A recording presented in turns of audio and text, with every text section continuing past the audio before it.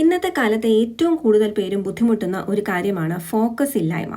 എങ്ങനെ ഫോക്കസ് കൂട്ടാം? പഠനത്തിലായാലും ജോലിയിലായാലും എങ്ങനെ ഒരു കാര്യത്തിൽ തന്നെ ഫോക്കസ് കൂട്ടാം എന്ന് നമുക്ക് നോക്കാം.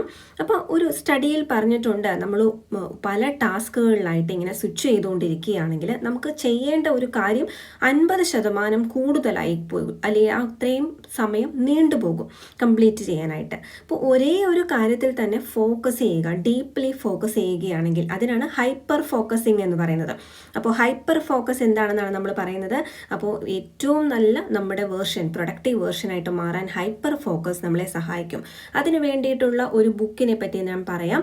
4 ടൈപ്സ് ഓഫ് ടാസ്ക് ആണ് നമുക്ക് മെയിനായിട്ട്. ഈ ഒരു ഗ്രിഡ് നിങ്ങൾക്ക് ഫോളോ ചെയ്യാം. ഏതൊരു വർക്ക് വന്നാലും അത് അൺഅട്രാക്റ്റീവ്, അട്രാക്റ്റീവ്, പ്രൊഡക്റ്റീവ്, അൺപ്രൊഡക്റ്റീവ്. അപ്പോൾ ഏത് രീതിയിലാണ് വരുന്നതെന്ന് നോക്കുക.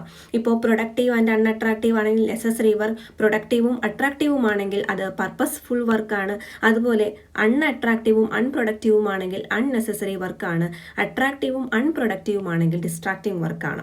അപ്പോൾ ഈ ഒരു ഗ്രിഡിനെ ബേസ് ചെയ്ത് നിങ്ങൾക്ക് വരുന്ന വർക്കുകൾ അല്ലെങ്കിൽ നിങ്ങൾക്ക് വരുന്ന തോട്ടുകൾ ഇങ്ങനെ കാറ്റഗറൈസ് ചെയ്യാം. എന്നിട്ട് ഇമ്പോർട്ടൻസിനനുസരിച്ച് മാത്രം വർക്ക് ചെയ്യുക.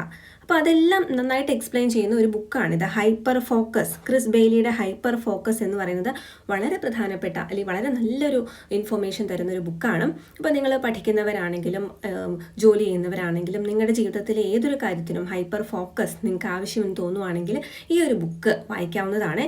ഈ ബുക്ക് വാങ്ങാനുള്ള ലിങ്ക് ഈ ഒരു വീഡിയോയുടെ ലെഫ്റ്റ് കോർണറിൽ കൊടുത്തിട്ടുണ്ട്. ഹൈപ്പർ ഫോക്കസ് പോലെ തന്നെ ഇമ്പോർട്ടൻ്റ് ആണ് സ്കാറ്റർ ഫോക്കസ് എന്ന് പറയുന്നത്. സ്കാറ്റേർഡ് ആയി, രണ്ടും ഓപ്പോസിറ്റ് ആണ്.